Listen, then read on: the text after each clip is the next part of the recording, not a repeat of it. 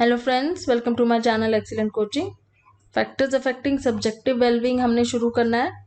Subjective wellbeing के बारे में हमने लास्ट टाइम पढ़ा था कि सब्जेक्टिव वेलबींग क्या होता है और कौन से फैक्टर्स होते हैं जिसकी वजह से सब्जेक्टिव वेलबींग हम इंक्रीज कर सकते हैं।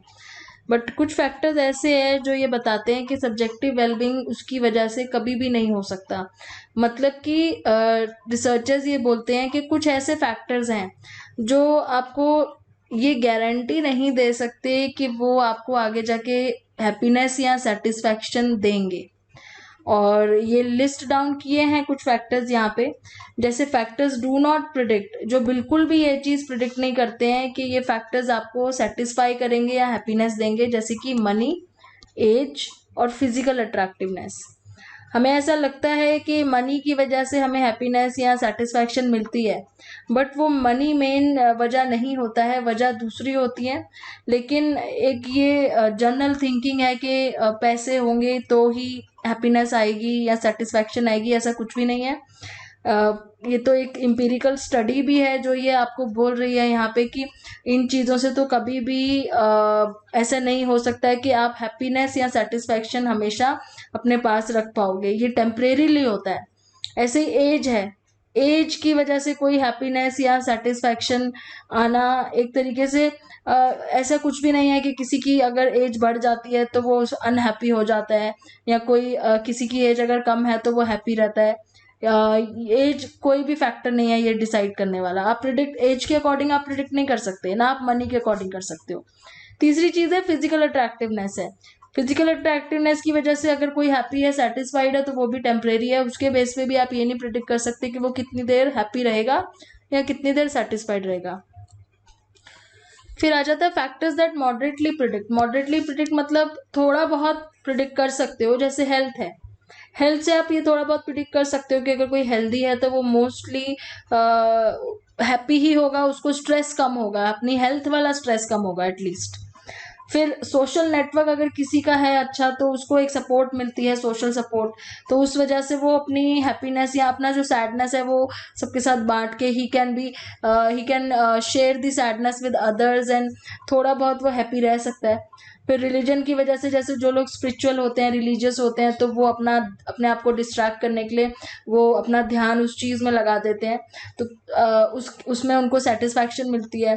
फिर कल्चर की वजह से कि कल्चर में अगर आपके बहुत ज़्यादा सपोर्ट है और बहुत ज़्यादा क्लोजनेस है, तो ये कुछ ऐसे फैक्टर्स हैं जो मॉडरेटली प्रिडिक्ट करते हैं। मतलब आपको 100% गारंटी नहीं मिलेगी इनसे भी, but they can predict moderately कि you can still be happy and satisfied अगर ये चीज़ें आपके पास पॉजिटिवली हैं।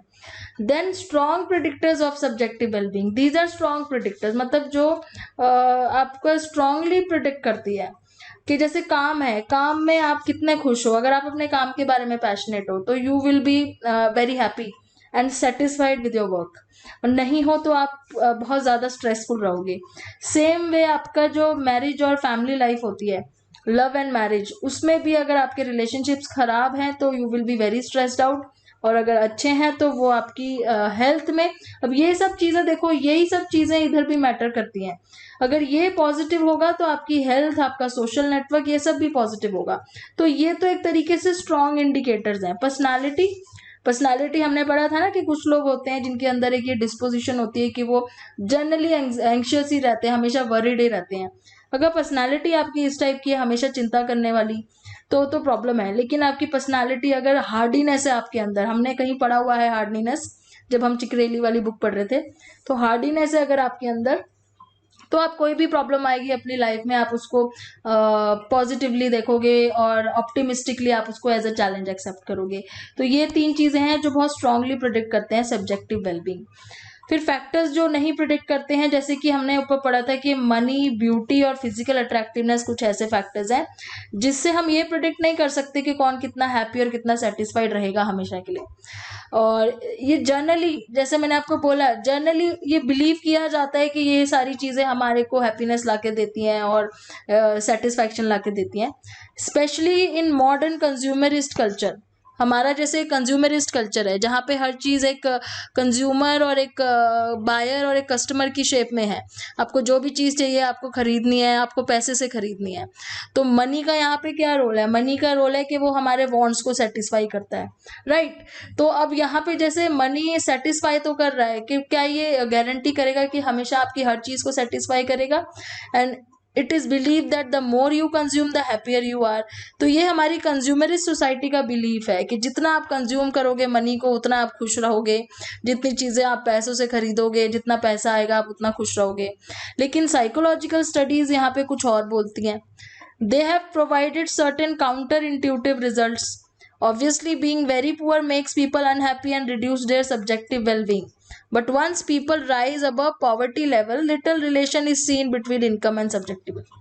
तो यहाँ पे ये कह रहे हैं कि अगर साइकोलॉजिकल स्टडीज करी है पुअर, जैसे पुअर पीपल पे करी है, तो उनका एक हैप्पीनेस का, ना हैप्पी होने का, अनहैप्पीनेस का रीजन ये है कि because they have less money to satisfy their wants and needs. उनके पास पैसे कम है, उनका सब्जेक्टिव वेलबींग उस वजह से कहीं ना कहीं प्रॉब्लमेटिक हो जाता है। बट लेकिन अगर आप एक उस लेवल से ऊपर बढ़ जाते हो, पॉवर्टी से अगर आप ऊपर आ जाते हो जहाँ पे you are able to maintain yourself, जैसे एक मिडिल लेवल पे आप आ जाते हो जहाँ पे poverty is not a reason for your unhappiness, आप पॉवर्टी में नहीं हो, आपका पैसा कोई रीजन नहीं है आपके अनहैप्पीनेस का, देन उसकी इंपॉर्टेंस उतनी नहीं रह जाती है, आपके वेल बींग से मनी की इंपॉर्टेंस इतनी नहीं रह जाती है। जैसे कि for instance one study found a correlation of only 0.12 between income and subjective wellbeing. तो अब आपको पता ही है कि 0.12 is a very less correlation, क्योंकि correlation if it is nearer to 1 then only it is strong. तो ये जो कोरिलेशन आपको दिख रहा है ये बहुत कम है इनकम और सब्जेक्टिव वेलबींग के बीच में, जो कि एक स्टडी में इन्होंने देखा था यूएसए में। तो ये कोरिलेशन से ही पता चल रहा है कि इतना ज़्यादा रिलेशन पॉजिटिव नहीं है एक इनकम और एक सब्जेक्टिव वेलबींग में, ठीक है। Then empirical surveys have consistently found that even those who are poor और disabled are characterize themselves as fairly happy. तो ये यहाँ पे इन्होंने बहुत अच्छी चीज़ लिखी है, और जो मुझे लगता है कि मैं भी अभी थोड़ी देर पहले बोलने ही वाली थी कि ऐसा नहीं है कि पुअर लोगों को और डिसेबल्ड लोगों को आप बोलोगे कि वो अनहैप्पी है क्योंकि उनके पास पैसे नहीं है, ऐसा ज़रूरी नहीं है। वो भी आपको बहुत खुश नज़र आएंगे इवन अगर उनको प्रॉब्लम है तो भी, मॉनेटरी प्रॉब्लम है तो भी। So similarly, even though good-looking people enjoy a variety of advantages in comparison to unattractive people, it doesn't mean that they have better. अब ये चीज़ आप सोचो कि क्या हमारी सोसाइटी में, कम्युनिटी में या कंट्री में या वर्ल्ड में only good looking people are happy? क्या ऐसा है कि सिर्फ वही लोग हैप्पी हैं जो अट्रैक्टिव हैं? क्या जो लोग अनअट्रैक्टिव हैं वो हैप्पी नहीं है या उनका कोई सब्जेक्टिव वेलबींग नहीं है? सो ऐसा नहीं है बिल्कुल भी। And finally it is generally believe that subjective wellbeing decreases in old age. अब ये भी कुछ लोगों का जनरल कॉमन सेंसिकल नोशन है कि जैसे जैसे हमारी एज बढ़ती जाती है हमारा जो वेलबींग है वो कम हो जाता है और हम अनहैप्पी हो जाते हैं, हमारी सेटिस्फैक्शन अपनी लाइफ से कम हो जाती है। But empirical findings have shown that age accounts for less than 1% of variation.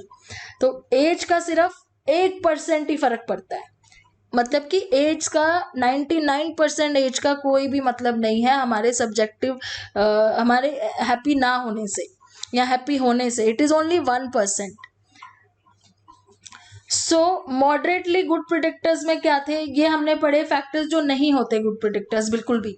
Now what are moderately good predictors? जो थोड़ा बहुत प्रिडिक्ट कर सकते हैं मॉडरेट अमाउंट में।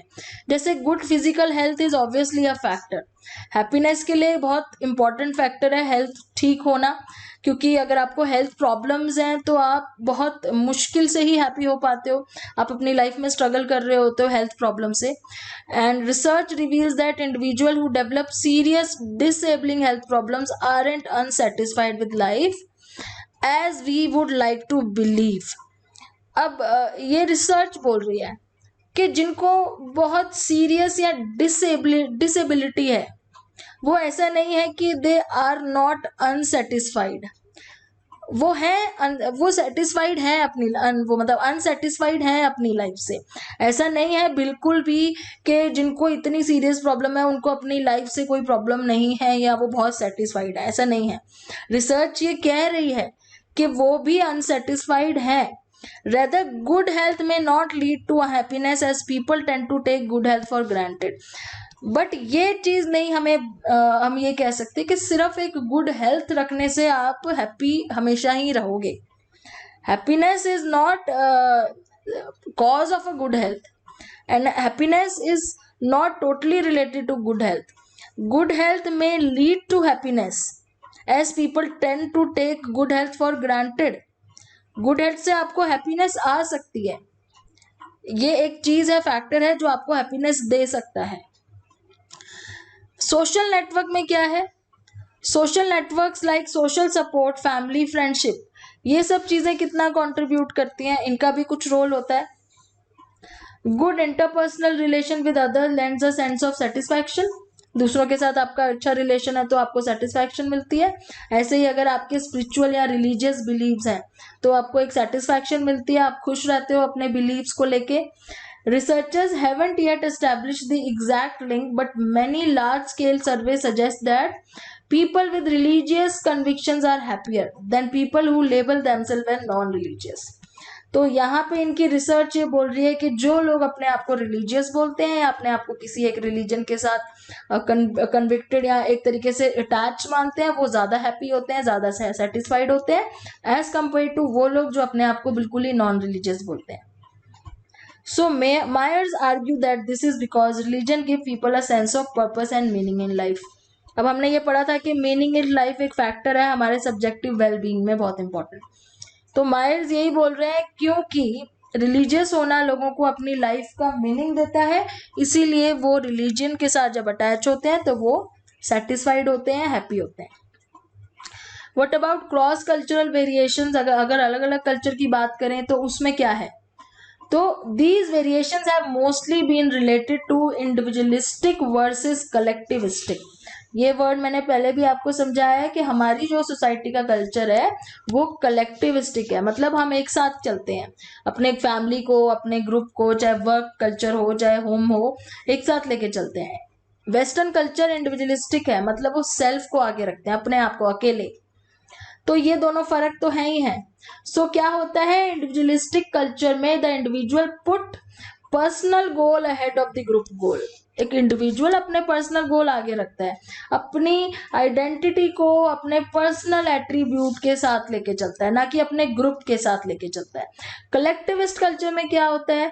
He puts group goals ahead of personal goals. हम अपने ग्रुप के गोल्स अहेड रखते हैं, हमारे ग्रुप का ये टारगेट है, हमारी कंपनी का ये टारगेट है, ना कि हमारा अपना, हमारी फैमिली का ये टारगेट है. सो अपनी आइडेंटिटी को ग्रुप के अकॉर्डिंग बनाता है. Interestingly people from individualistic culture report somewhat higher subjective wellbeing than collectivistic. अब ये बहुत इंटरेस्टिंग फैक्ट है कि जो इंडिविजुअलिस्टिक कल्चर के हैं उनमें सब्जेक्टिव वेलबींग ज्यादा देखा गया है. और no conclusion should be drawn from this however because of the presence of many other variables. But they are saying कि हम इससे कुछ कंक्लूड नहीं कर सकते, और भी बहुत सारी चीजें हैं वो, बिकॉज उनके वहाँ पे मे बी मॉनेटरी वेल्थ ज्यादा है या और भी बहुत सारी चीजें हैं जिसकी वजह से हो सकता है, पर ऐसा देखा गया है कि वो ज्यादा सेटिस्फाइड और हैप्पी होते हैं. Now coming to strong predictors. जो स्ट्रॉन्ग प्रिडिक्टर्स हैं सब्जेक्टिव वेलबींग के, जैसे कि आपके रिलेशनशिप, जैसे आपके मैरिज या रोमांटिक रिलेशनशिप्स अगर आपके बहुत स्ट्रांग है, और या फिर अगर वो नहीं स्ट्रांग है, तो दोनों ही केस में आप प्रिडिक्ट कर सकते हो कि वेल बीइंग पे बहुत असर पड़ेगा. The people in romantic relation and marriages often complained a lot. They have been found to be happier than those who aren't. तो ये अब देखो साइकोलॉजी आपको बोल रही है कि जिनके रिलेशनशिप्स होते हैं, चाहे वो अच्छे हो चाहे खराब हो, लेकिन वो इन्वॉल्व है रिलेशनशिप में किसी भी तरीके से, वो कंप्लेन बहुत कर रहे हैं but still they are involve, तो वो ज्यादा हैप्पियर होते हैं. Married people are happier than those who are single और डाइवोर्स्ड. ये भी एक फैक्ट यहाँ लिखा हुआ है कि मैरिड लोग जो हैं वो ज्यादा हैप्पियर होते हैं. Another strong predictor is work. अब वर्क की वजह से क्या होता है?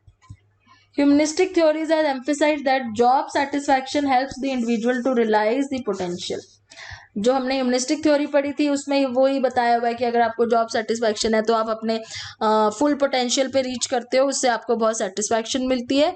और वो यहाँ पे यही बोल रहे हैं कि अगर आप अनएम्प्लॉयड हो तो आपके ऊपर बहुत ज़्यादा नेगेटिव इफेक्ट पड़ता है आपके सोशल वेलबींग पे, वेलबींग के ऊपर। और अगर आप एम्प्लॉयड हो और अपनी जॉब से सेटिस्फाइड हो, सिर्फ एम्प्लॉय होना नहीं, आप पैशनेट हो अपनी जॉब के बारे में, आप सेटिस्फाइड हो, तो आप एक्चुअली में बहुत ज़्यादा उसमें अच्छा कर सकते हो, सेल्फ एक्चुअलाइज कर सकते हो। Finally there are some dispositional factors.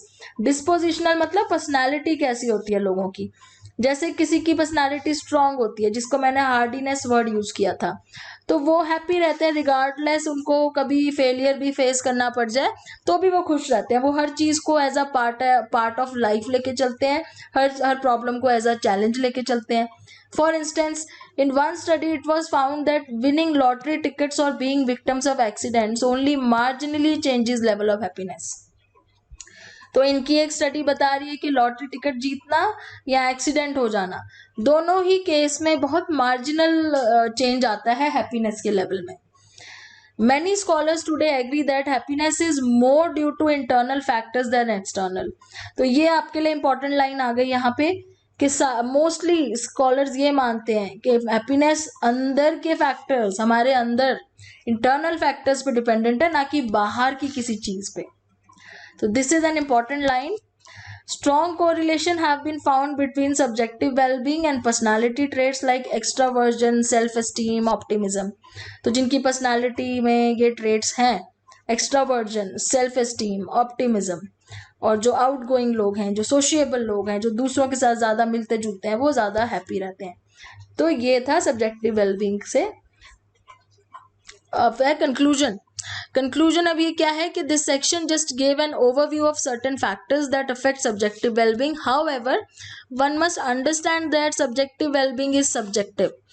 हाँ, तो यहाँ पे ये वर्ड फिर से आ जाता है आपके सामने कि हमने ये फैक्टर्स तो पढ़ लिए जो हम जनरलाइज कर रहे हैं सबके ऊपर कि ये फैक्टर्स सबके लिए होते हैं। हेल्थ नहीं होता इतना ज़्यादा, लेकिन वर्क बहुत ज़्यादा होता है।